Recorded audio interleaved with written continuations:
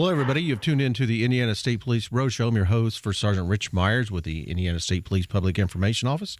Thank you for joining us today. We'd like to thank the Indiana State Police Alliance for their continued support of the Indiana State Police Roadshow and Cops for Kids, subsidiary of the Indiana State Police Roadshow, or the Indiana State Police Alliance. I want to thank Tom Trial behind the camera. If you haven't seen Ray, my guest today, Ray, did you know Tom Trial was on Channel 13? He did a masterful job, I think, too. Was that wonderful or what? I think he was awesome.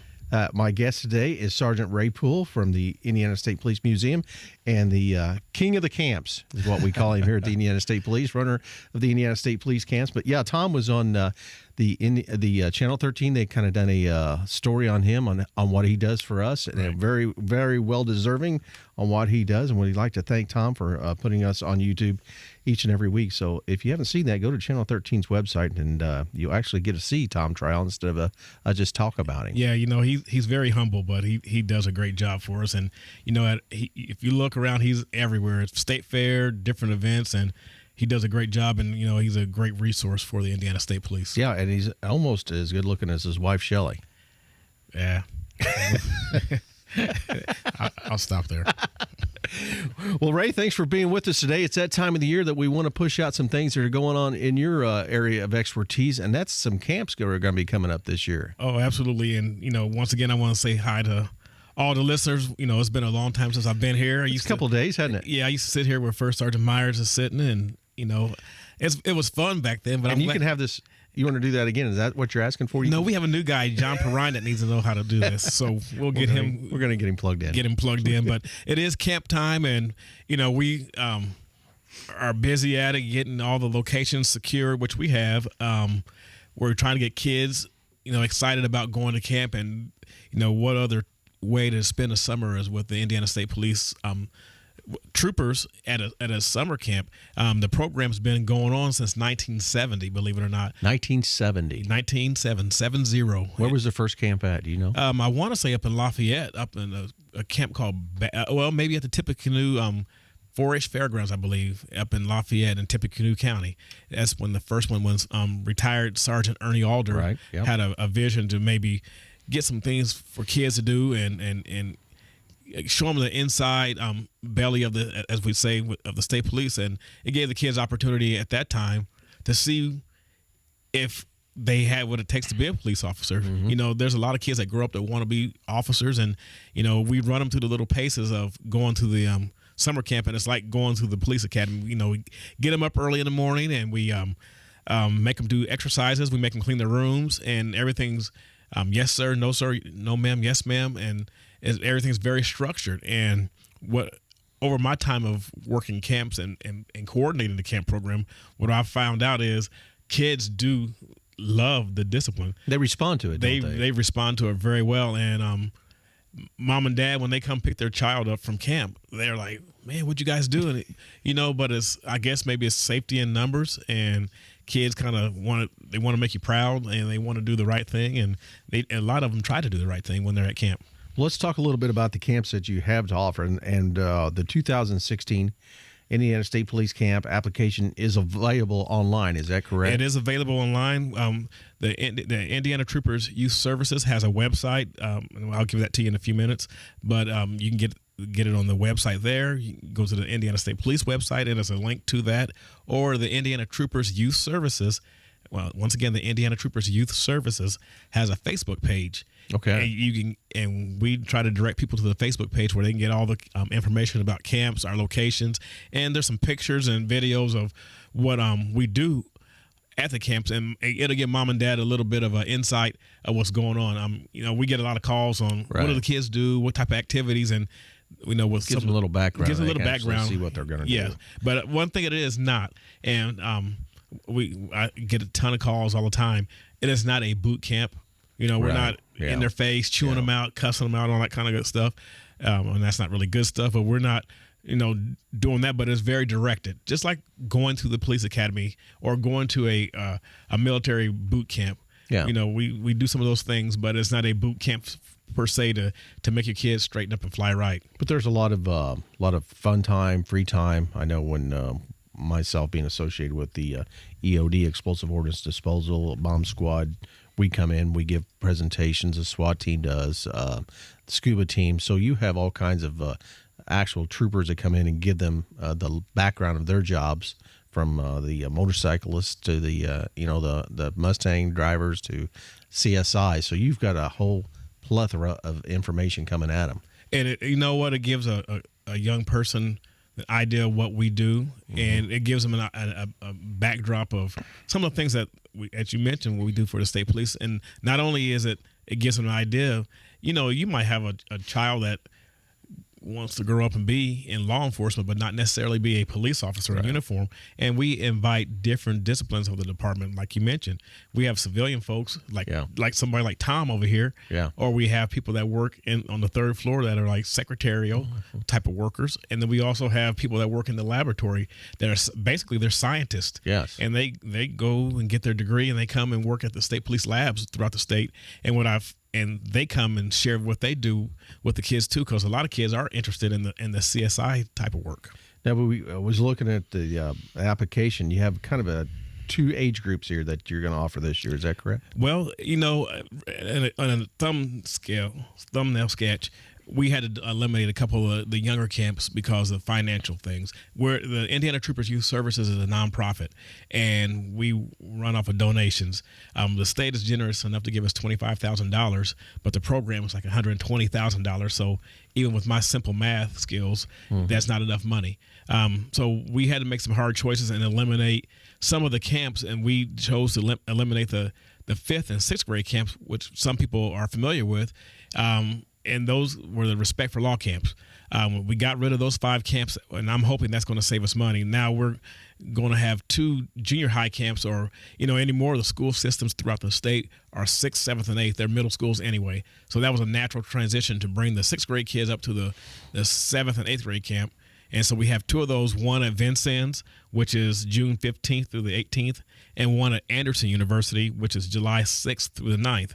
And we are going to offer 3 career camps, which is for the high school kids, 9 through 12. And we have one at Trine University, which is in Angola, July 10th through the 15th. We have another career camp at Vincennes University at July 10th through the 15th. Those are the same weeks. And then our alternate date is at St. Joe University in Rensselaer, and that's July 17th through the 22nd. So they're placed throughout Indiana, so people can find some place rather close to them to enjoy these camps. Yes, and the camp fee for the junior high camp is $150 for 4 days and 3 nights, and they are overnight camps, 4 and 3. And then the career camp runs us $250 for 6 days and 5 nights. And then once again, that's an overnight, and both camps are co-ed. And we do have another camp called the Pioneer Campouts, and those are run by troopers that literally camp outdoors with the kids. And that age group is between 11 to 14, and those kids are usually at risk. Not even usually; those kids are at-risk kids, but those kids do primitive camping at different sites. And we don't list those camps because those are referred by probation officers or school counselors or other juvenile court judges and different things like that. So we usually, if we advertise for that camp, we would probably be overrun. We wouldn't be able to facilitate the needs of everybody. So those are very select kids that get a chance to come to that camp. Get a chance to make second choices and maybe turn their life around a little bit. Absolutely.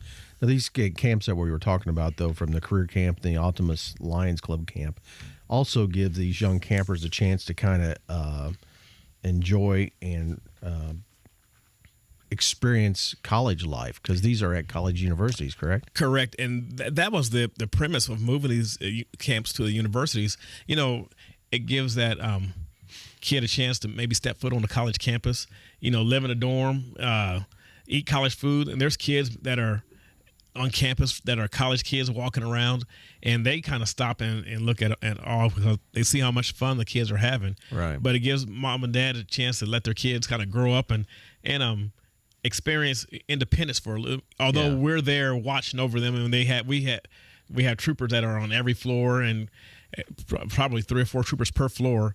It still gives their child a chance for some independence. Kind of, I get calls all the time from especially mothers that are not wanting to let their kids go. And, one year, actually last year, I remember mom packed old little Johnny up and brought him upstairs, unpacked his room, got the bed made, and she looked at him, and looked at me. She said, "Okay, what do we do next?" I said, "Well, you can tell Johnny to go get in formation. You got to go home." And she looked at me and her mouth kind of stopped. I said, you go home back to Richmond because we got him from here. So, and she kind of like, and I said, and I pulled her to the side. I said, "Whatever you do, don't cry in front of him. Yeah. Give him a hug, give him a kiss, and say you'll see him Saturday." And that's the best thing mom and dad can do when they drop kids off. You can't hang out. You're not there hanging out. You got to go home, and we'll take it from there. Now, can Johnny grab his best friend Billy? Can they hook up and be in the same room? Absolutely. Okay. Or Jane and Jill can also come, because like I mentioned, it is co-ed. So they make sure you encourage your buddies to come with you. If they fit that age range, makes it a little easier. Yeah, and you can room together. You eat your meals together. We kind of hang out together. But we also, I tell you what, if a kid comes to camp and not have fun, it's because they're trying their best not to. Yeah. I mean, you've been there and you've done demonstrations of different things, and you can see what the kids do. And I worked at the camps in my early career, and I think you can back me up on this. There's a bond that happens in a week that you don't experience in a lot of places. Yes. And it gives us a chance to kind of give back, because, there's unlike the city police departments that are dealing with the same kids all the time and maybe have the opportunity to go to parks and, open gyms and things in the summer, we don't have that. The way we were set up, we just don't have that as much. Right. So this gives us an opportunity, and I mean us as the Indiana State Police, a way to give back to the community and way to keep us involved and keep us involved with kids. Right. And it's an awesome opportunity for us. And, I've been on the department 31 years, and 28 of my 31 years have been spent at camp in the summer. Well, again, you're listening to the Indiana State Police Roadshow, brought to you by the Indiana State Police Alliance and Cops for Kids, a subsidiary of the Indiana State Police Alliance. I have Sergeant Ray Poole from the Indiana State Police Museum and in charge of the Indiana State Police camps. And you were talking a while ago, Ray, about the financial side of it, and you have something coming up now to try and raise some money for these camps, right? We have a golf outing, and this is about to be our third annual golf outing for the Indiana State Police Summer Camp Program, and it's run by the Indiana Troopers Youth Services. Like I mentioned, finances is always tough in any business, and we had to make some tough choices, but this golf outing that we put on will help offset a lot of the costs that we get. And what I tell people when they sign up to play in the golf outing, 100% of all funds that we raise, 100% will go towards a kid. It doesn't go to a salary, it doesn't go for my lunch or your lunch. It goes to help send a kid to camp, or if we're buying supplies, right. T-shirts, bags, water, snacks. I mean, you name it, we'll use all those funds. Or if we're going to send a child to camp, this is a bad way to run a business, and I'm going to tell you that up front. But if a kid or a child said, "Hey, I'd love to go to camp, I'm short on funds," we have never told a kid no. Right. Now, I encourage mom and dad or their guardian to go out and try to find their own funds to help, because there's such a great need. But we never tell a kid no. We never shut them down. We never push them away. We open them. We open our arms up for them, and we pull them in. So, like I said, that's a horrible way to run a business, but things like the golf outing that we will have is May 18th at Anderson. It's at Meadowbrook Golf Course in Anderson, Indiana. Beautiful course. For $45, I will feed you lunch. You have green fees. You have your golf cart. You'll have free use of the driving range. And you don't have to be a trooper or a police officer to want to take part. It's anybody that just wants to support kids. Yeah. And if you go to our trooper.org website, if you go to www.trooper.org, you can get a application or a registration form, and you can send it to me. The address is on the form.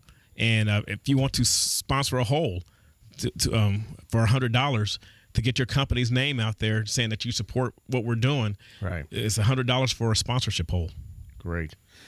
Well, that's wonderful, and that's going to be coming up here real quick, May 18, 2016, so make sure you get a hold of Sergeant Poole to get that foursome team together and back those kids in Indiana. Oh, absolutely, and I hope to see you folks out there, and you get a chance to see me to star in the making. First Sergeant Rich Myers, he claims he's going to be out there to come and help us this year. We're going to have Tom Trial there, too. And if Tom can come, I want him out there, too. He came last year. There you go. If I feed him a burger, he might come.